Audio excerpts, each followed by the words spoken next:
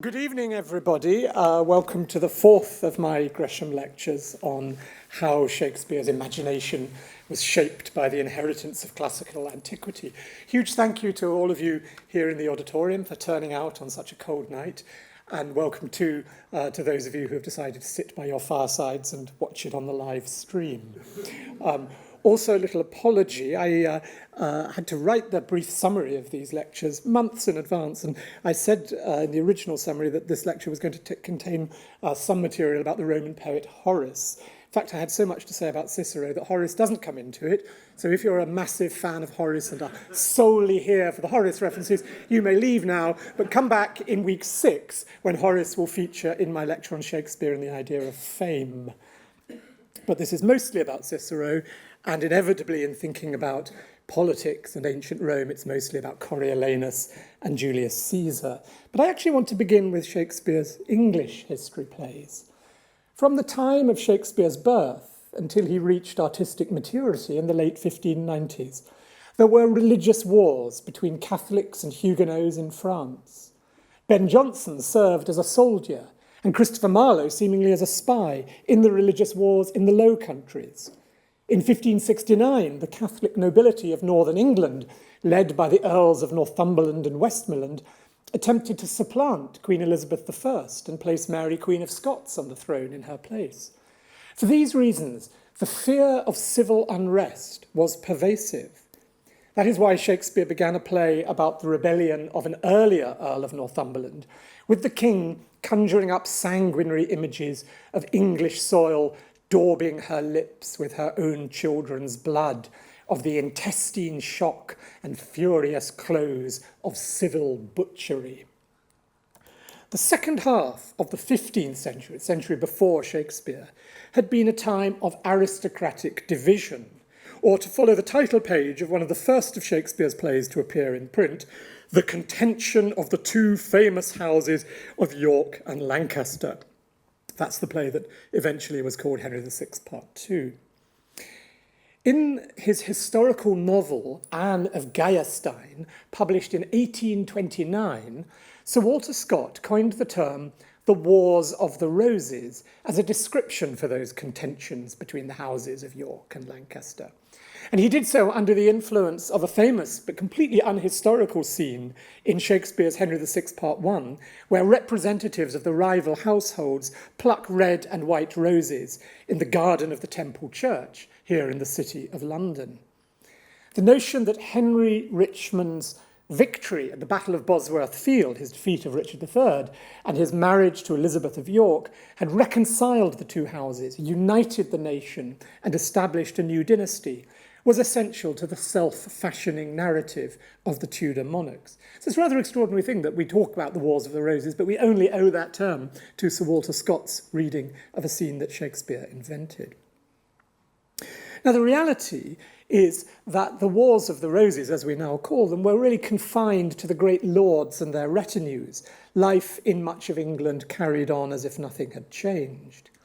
But it suited the Tudors to describe the immediate past as a national catastrophe so as to make their people think better of the present. Make them think long and hard, too, about resistance to the reformed regime, which would inevitably bring new broil. And in order to press this argument, they looked to ancient Rome, as may be seen from the opening paragraph of the hugely influential book that was the starting point for Shakespeare's thinking about history, politics, and government. And that's the book of which I've put the very dense title page up on the screen, Edward Hall's Chronicle History, called The Union of the Two Noble and Illustrious Families of Lancaster and York, being long in continual dissension for the crown of this noble reign, and with all the acts done in the time of the princes, both of the one lineage and of the other, beginning at the time of King Henry IV, the first author of this division, and so successively proceeding to the reign of the high and prudent King Henry VIII, the indubitable flower and very heir of both the said lineages, a short and catchy title.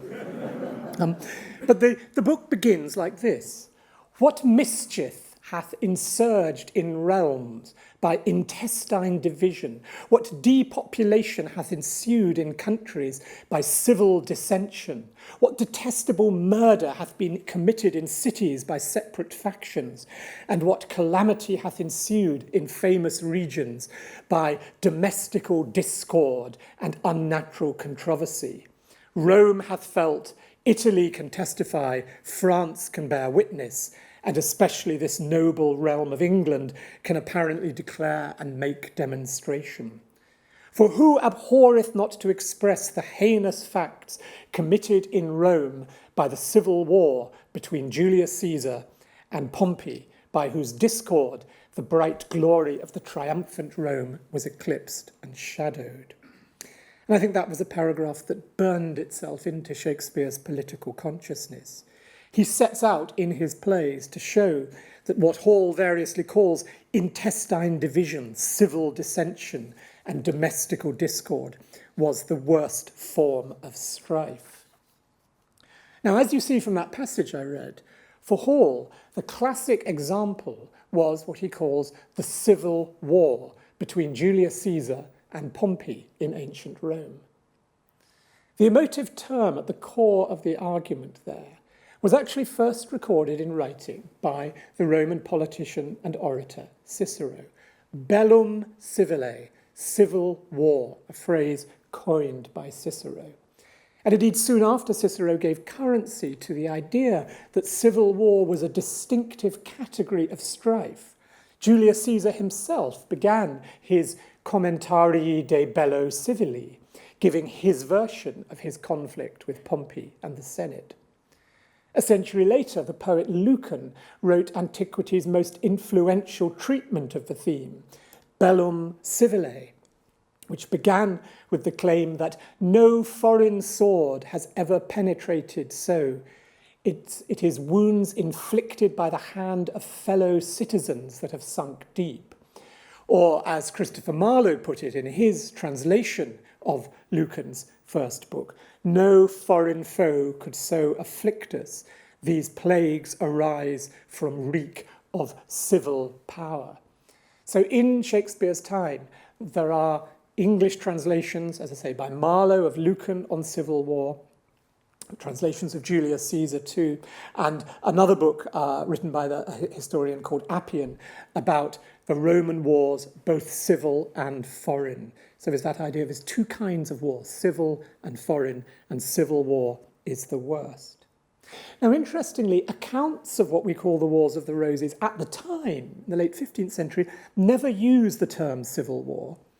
That term only emerges when the Tudors borrow from Cicero and Caesar in order to redescribe the wars that Henry VII brought to an end. So we find Roger Ascham, who was Queen Elizabeth's tutor, talking about the bloody civil war of England between the House of York and Lancaster. And indeed, in the official record of the coronation progress of Queen Elizabeth, we read, "Therefore, as civil war and shed of blood did cease when these two houses were united into one." So Shakespeare's history plays, both ancient and modern, are all marked with the Ciceronian idea of the peculiarly heinous nature of civil war. In his Roman world, there are the civil wars of Titus Andronicus and Julius Caesar. Domestic fury and fierce civil strife shall cumber all the parts of Italy, we hear in Julius Caesar.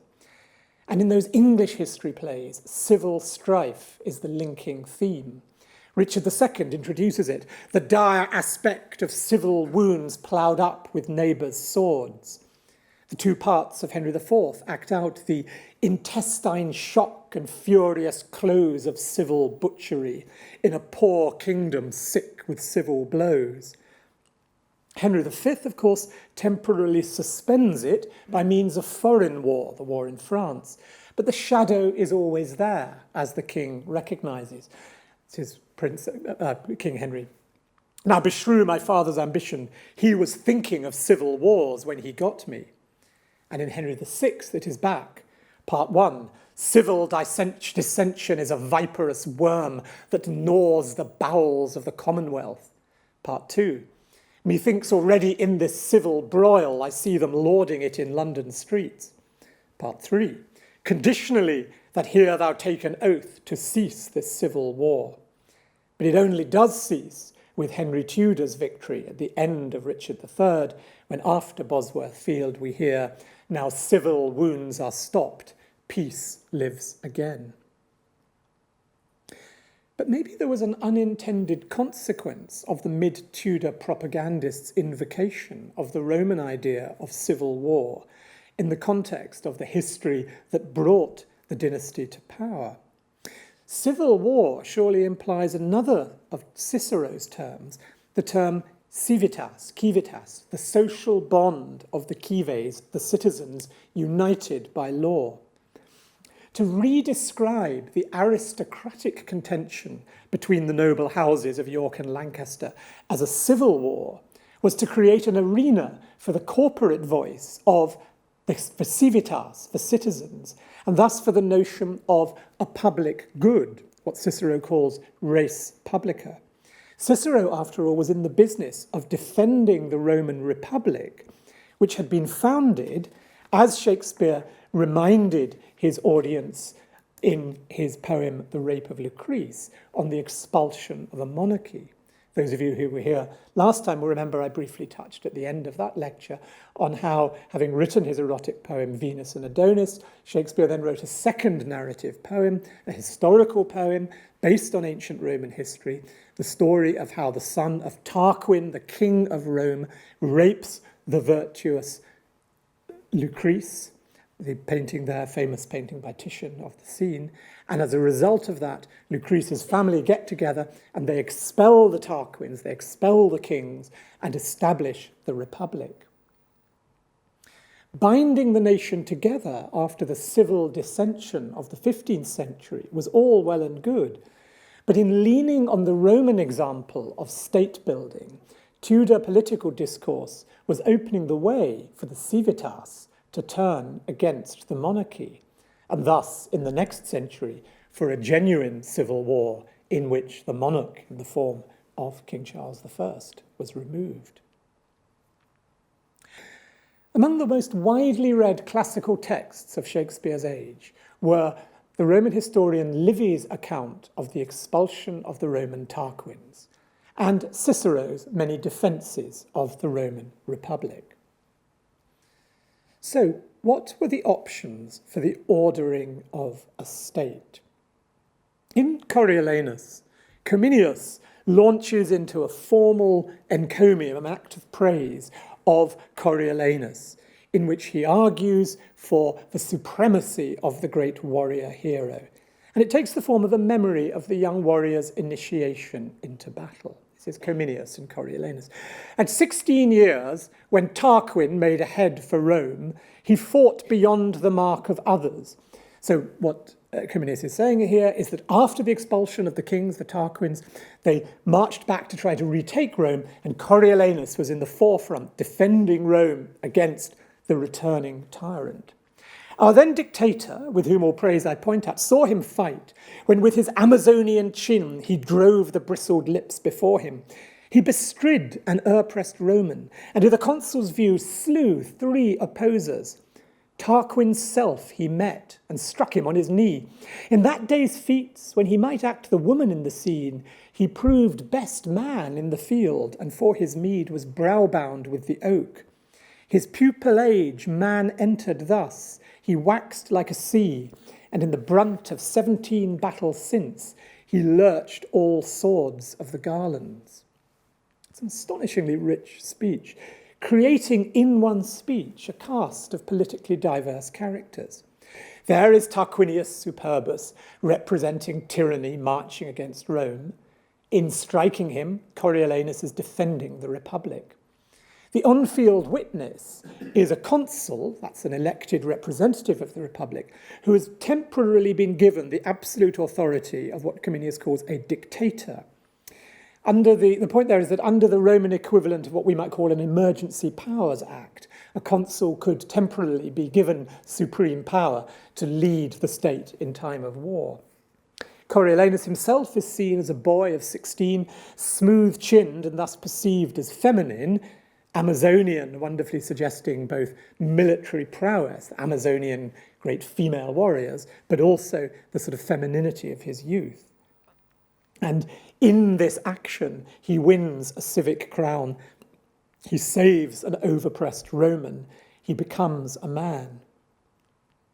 But I think that moment where Caius Marcius meets Tarquin's self he met, raises the fleeting fear that he may one day become a second Tarquin, a permanent, perhaps, as opposed to a temporary dictator.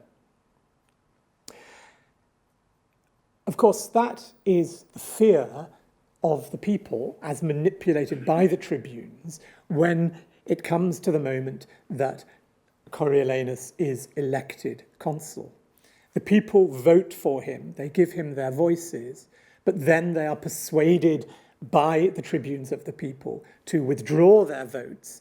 Initially, the suggestion is that Coriolanus should be executed, thrown from the Tarpeian rock, because he despises the people and is going to behave like a tyrant.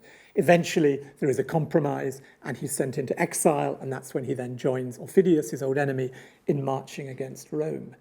What is striking is that the language around the election of Coriolanus as consul closely echoes the language of nascent Elizabethan and Jacobean democracy.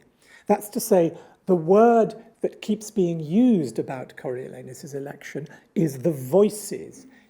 He relies on the voices of the people. And the point of that is that the way that people were elected to Parliament in Shakespeare's time was through voices.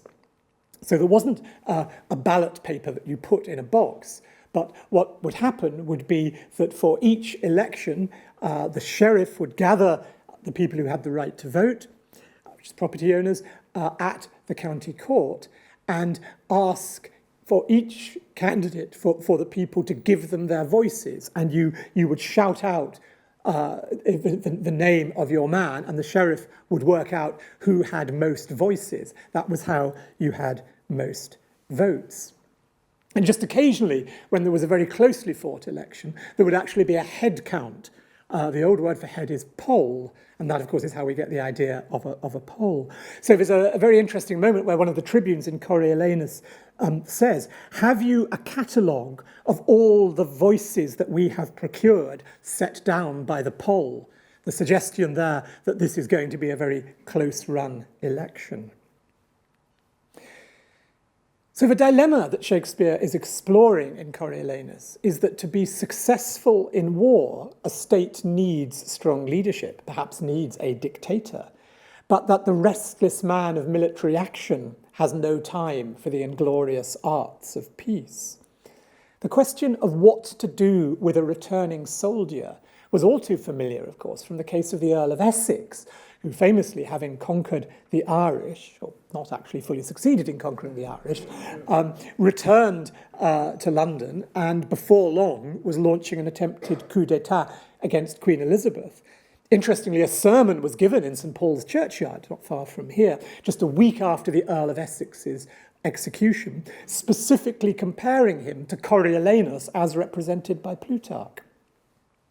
Of course, the other classic story about a great military general returning to the city is the story of Julius Caesar, which Shakespeare dramatises in 1599, exactly when the Earl of Essex is in Ireland, dramatises probably as the opening play for the New Globe Theatre.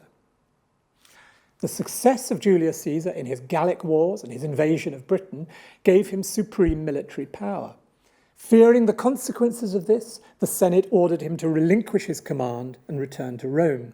He refused, he crossed the Rubicon with the 13th Legion, he precipitated civil war. He then defeated Pompey in the war, and that meant that he could be proclaimed dictator perpetuo, And that was a constitutional turning point. As I've said, dictator was meant to be a temporary role to cope with an emergency. A dictator in perpetuity was effectively an absolute ruler who might as well be crowned emperor or monarch. Interestingly, the earliest example that the Oxford English Dictionary finds for the word dictator meaning an absolute ruler as opposed to merely a chief magistrate with power for a limited period is a play by Christopher Marlowe, The Massacre at Paris, where the Guise, who's the kind of military figure there, it said to him, "Wear our crown and as dictator make or war or peace." And of course, it is with the offer of a crown to Julius Caesar during his triumph that Shakespeare's tragedy begins in 1599. Julius Caesar's great political opponent, the principal defender of the values of the Republic, the most eloquent orator arguing against the idea of a dictator perpetuo, was Marcus Tullius Cicero.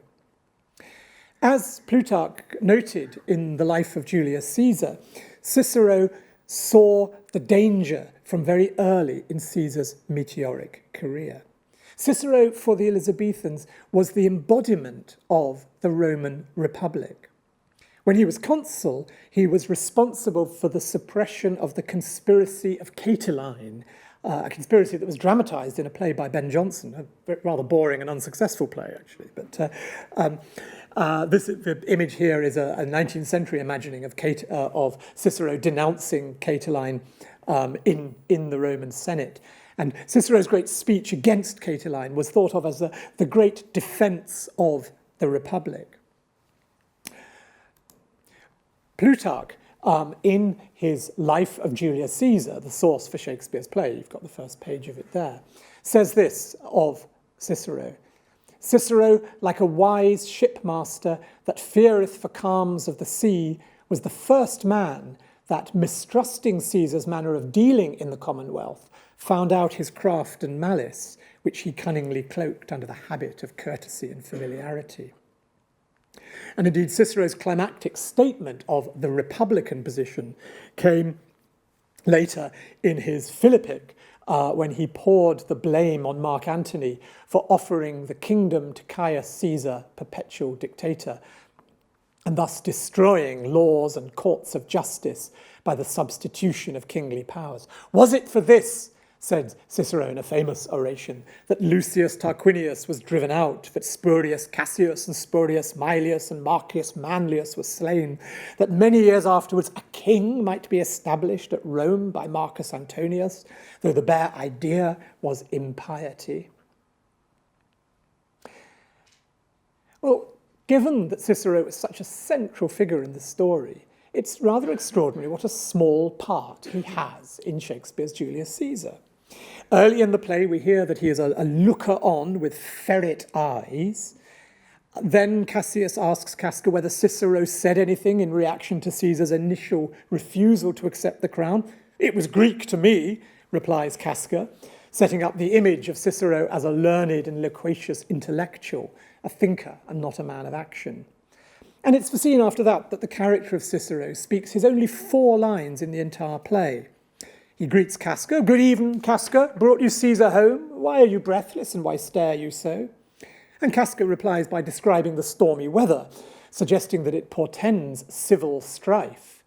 Cicero pushes him further on that. "Did he see any strange events?" "Yes," says Casca, "a panoply of unnatural occurrences, of the hand of a slave flaming like a torch but remaining unscorched, a lion wandering peacefully past the Capitol, ignoring the passers-by, 100 women looking like ghosts because they thought they'd seen men all on fire walking through the streets, an owl hooting at midday." "Indeed," says Cicero in reply, "it is a strange disposed time, but men may construe things after their fashion, clean from the purpose of the things themselves." And then his last speech is merely a good night and a suggestion that it might not be wise to walk out under such a disturbed sky, a kind of weather warning. Well, we don't see Cicero again, but he is the subject of 2 further exchanges in the play. When Cassius and his co-conspirators go to the brooding Brutus the night before the Ides of March to discuss who will join them in carrying out the assassination the next day, he asks, "But what of Cicero? Shall we sound him?" Cassius is convinced that Cicero will stand very strong with us, an intuitive view in the light of Cicero's track record of defending the Republic. Casca and Cinna strongly agree with Cassius, and Metellus Cimber comes up with a powerful argument, a kind of buck-passing argument. "Oh, let us have him, for his silver hairs," Cicero's old by this time, "for his silver hairs will purchase us a good opinion, and buy men's voices to commend our deeds. It shall be said, his judgment ruled our hands. Our youth and wildness shall no whit appear, but all be buried in his gravity." But Brutus slaps down this suggestion. "Oh, name him not. Let us not break with him, for he will never follow anything that other men begin." Cassius and Casca defer to this view and agree to leave him out. But non-participation in the actual assassination does not save Cicero. On the eve of the Battle of Philippi, we hear that he is one of 70 senators who have been put to death by the opponents of Brutus and Cassius, the triumvirate of Octavius, Lepidus, and Mark Antony. So how are we to read Shakespeare's brief sketch of Cicero on stage? His speaking Greek, his gnomic remarks about misconstrual of the signs in the skies, his exclusion from the conspiracy, and his death by order of Caesar's supporters, one of whom will eventually become the Emperor Augustus, and another of whom is the Mark Antony against whom the historic Cicero delivered his blistering Philippics. Well, in the life of Marcus Brutus, Plutarch claims that the reason the conspirators did not include Cicero was because they were afraid that he was a coward by nature, made more cowardly by old age, and that he might, to quote Plutarch in the English translation that Shakespeare had in front of him as he wrote the play, he might quench the heat of their enterprise, the which specially required hot and earnest execution, seeking by persuasion to bring all things to such safety as there should be no peril. Now, there's many a passage in Julius Caesar, as there is in Antony and Cleopatra and Coriolanus, where Shakespeare simply translates Plutarch into verse. And he could easily have done that here. He could have written something like this. "Born a coward, his fear increased by age, he'll quench the heat of this our enterprise, which requires earnest execution. Let him not persuade in name of safety, when this necessity calls for peril." But that's not what Shakespeare wrote. I've written those iambic pentameters, versifying Plutarch. But instead, Shakespeare gives this explanation based on vanity. Cicero would be unwilling to play second fiddle in another conspirator's orchestra. Now, of course, the purpose of that is to reflect well on Brutus. The point is, his agonizing about whether or not to join the conspiracy is entirely out of principle. His doubts have nothing to do with a desire not to play second fiddle to Cassius.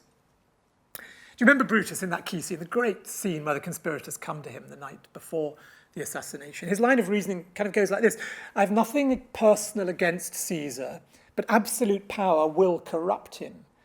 Then I owe it to my forefathers to defend the Republic." Brutus is defended from Lucius Junius Brutus, the man who expelled the Tarquins. "Then I hesitate because my state of uncertainty is like a form of insurrection. I hesitate still more because the conspirators come under the cover of darkness, suggestive of duplicity and evil. I don't like the idea of us binding ourselves to the deed by way of an oath, because if we are to do it, we should do it out of honesty.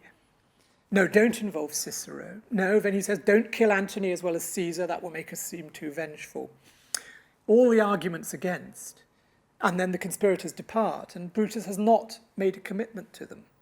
Portia then comes on, and that raises the possibility his wife might dissuade him. But before he has the opportunity to share with Portia the secrets of his heart, he's interrupted by a knock at the door and the entrance of Caius Ligarius. Caius Ligarius. I bet you that's not a character in Julius Caesar you remember well, but I want to suggest that his intervention is really important here. Caius Ligarius comes on and says that he's a sick man, he's physically ill, but he says if Brutus participates in the conspiracy, he will be cured. And he is. This is the thing that finally persuades Brutus. The idea that he will participate not out of his own ambition, but in order to cure his friend Ligarius. He says of Ligarius, he loves me well, and I have given him reason. Now, I think Shakespeare is always very careful when making the choice of which lines to give to which character. And it's in fact Metellus Cimber who has the idea of involving Caius Ligarius as a way of winning over Brutus. And he does it in the speech straight after the one in which he suggests involving Cicero. So Metellus is clearly thinking, get Cicero and we'll have the dignity of age and the leading voice of Republican ideals on our side, and that will be enough for Brutus. But Brutus says, no, not going to involve Cicero. So then Metellus has to come up with an alternative idea, which is that of using Ligarius. If Brutus won't be persuaded in the name of Ciceronian ideology, he will be persuaded in the name of friendship. And indeed, when Ligarius does appear, he credits Brutus with his instant recovery. By all the gods that Romans bow before, I here discard my sickness. Soul of Rome, brave son, derived from honourable loins, thou, like an exorcist, hast conjured up my mortified spirit. Now bid me run, and I will strive with things impossible, yea, get the better of them. What's to do? Well, kill Caesar and redeem the state. That's what's to do, Brutus replies. Soul of Rome, he calls Brutus, but it was Cicero who was traditionally regarded as the soul of Rome. After that Catiline conspiracy, the Senate gave him the title Pater Patria, father of the fatherland. But here, Cicero is displaced, and it's the spirit of friendship that spurs the action. Well, of course, the second half of the play tells the story of the unravelling of the conspirators' hopes for Rome and the dissolution of their bond of friendship. It moves towards the Battle of Philippi, with no time along the way for the delivery of those Philippic orations in which Cicero tarred Antony with the brush of Caesar's ambition and tyranny. The irony is that in the course of his campaign against Antony, Cicero, who by this time bitterly regretted that Brutus and Cassius had not killed Antony as well as Caesar, legitimized the private army of Octavius and thus inadvertently hastened the eventual demise of his beloved republic that came with Octavius assuming the title of princeps, of emperor, and the name Augustus Caesar. So Cicero doesn't appear again in the second half of the play, but as I've said, his death is invoked perhaps as a symbol of the death of the Republic.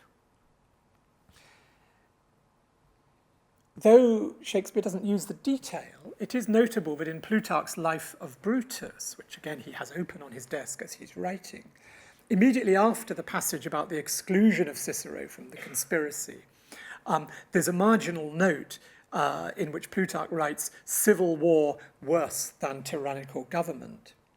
Well, Cicero would probably have thought civil war and tyrannical government were equally bad.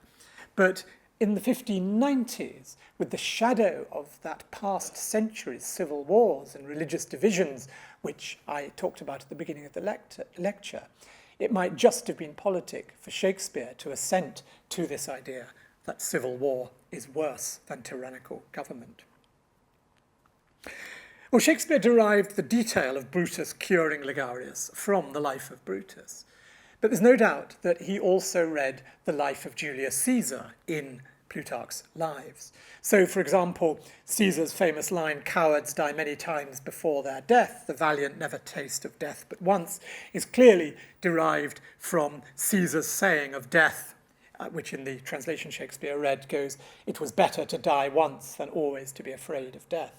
That was the line in Shakespeare that when the famous copy of Shakespeare's complete works was passed around by the apartheid prisoners on Robben Island, they were each asked to mark their favourite line. Nelson Mandela marked that line and put the date, and there it is. Well, by the same account, if Shakespeare read the life of Julius Caesar and the life of Brutus and the life of Antony, surely he would have turned to the life of Cicero, which is also in that great translation by Thomas North of Plutarch's Lives. And fascinatingly there, he would have found the backstory explaining that line of Metellus Cimber. Caius Ligarius doth bear Caesar hard, who rated him for speaking well of Pompey. Caesar had accused Ligarius of treason because he supported Pompey during the Roman civil wars. And the only thing that had saved Ligarius from execution was the persuasive power of his defense counsel, who was, guess who, Cicero. As the marginal note puts it in North Plutarch, the force of Cicero's eloquence, how it altered Caesar. And I think this passage, which I'm going to read at length, is one of the most memorable examples in Plutarch of the transformative power of rhetoric. So this is why we have a professor of rhetoric. For a professor of rhetoric, Cicero is the great exemplar. So this is Plutarch. Ligarius, being accused to have been in the field against Caesar, Cicero took upon him to defend his cause. And that Caesar said unto his friends about him, "What hurt is it for us to hear Cicero speak, whom we've not heard of long time? For otherwise Ligarius, in my opinion, standeth already a condemned man, for I know him to be a vile man and my enemy." But when Cicero had begun his oration, he moved Caesar marvellously. He had so sweet a grace and such force in his words that it is reported Caesar changed divers colours and showed plainly by his countenance that there was a marvellous alteration in all parts of him.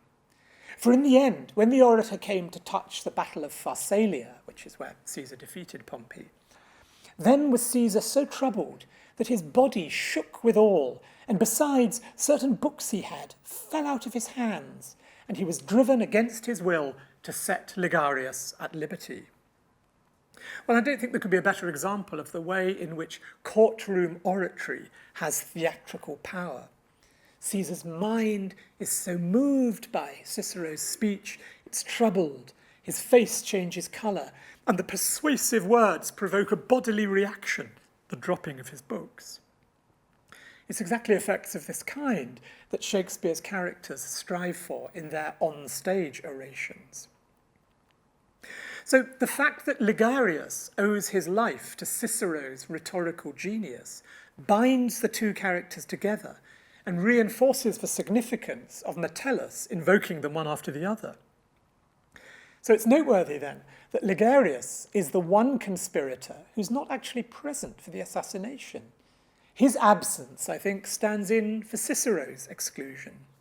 And yet, after Brutus's rhetoric persuades the plebeians to revenge, seek, burn, fire, kill, after Mark Antony's rhetoric persuades the plebeians to revenge, seek, burn, fire, kill, slay, the people set off with brands to set fire, not only to the houses of the conspirators who stabbed Caesar, but also that to Ligarius. Cicero the orator, Cinna the poet, who you remember is mistaken for Cinna the conspirator and torn to pieces, and Ligarius, the man whose life is saved by Cicero's rhetoric and who later rises from his sickbed, are thus joined as men of words who will lose their lives as a result of the actions of the conspirators. The importance of Cicero in Shakespeare's classical imagination is not dependent on the breadth and depth of his reading of the actual sources. All educated men and women in the 16th century knew something of Cicero's life, death, talents, and ideas. This was an influence transmitted by osmosis as well as by education. After all, it had been Cicero who had articulated the very basis of the kind of mixed constitution under which the Elizabethans believed they lived. In his De Republica, on the Republic, Cicero argued that the Roman state depended on a balance between the power of the magistrates, the authority of the Senate, and the liberty of the people. And despite the difference between the Roman legislative code and the English common law tradition of precedent, that division provided a model for the English separation of powers, whereby the law resides in the courts, authority among the aristocracy, and liberty in the House of Commons. But that model was inevitably in tension with the idea of monarchy, because, as Cicero kept reminding his listeners, the Republic was built on the expulsion of King Tarquin, and the Republic came to an end with the proclamation of Caesar as dictator perpetuo. Prudent as it was for Shakespeare to marginalise Cicero in Julius Caesar, the structural analogies between the Roman and the English state meant that republicanism inevitably shadows the play of Julius Caesar, heightening the sense that there are alternative models to the one in which a supreme leader wears a crown, a timely and dangerous reminder so late in the life of the Queen when her succession was unknown. But the republican virtues espoused by Cicero were not only bound up with the question of representative government. It was also, in some ways more centrally, to do with a code of civic duty. The core argument of Cicero's defense of Ligarius was that the state depends on a process of reconciliation, of clemency. The code of vengeance, says Cicero in Pro Ligario, belongs to fickle Greeks and savage barbarians. What Roman citizens do is bring things before the law, and they have a quality of mercy. Portia's great courtroom speech about mercy, although it's Christianized, is in many ways exactly the same as Cicero's argument that mercy is what makes men godlike. The most influential of all Cicero's treatises was called De Officiis, of benefits. It was his last major work before his denunciation of Antony. And although it was written in the form of a letter of advice to his son, its target audience was all the young men of the ruling class in Rome. And in Shakespeare's England, it was widely read in schools and university. Cicero set himself a task in the realm of practical ethics to balance individual integrity and social integration.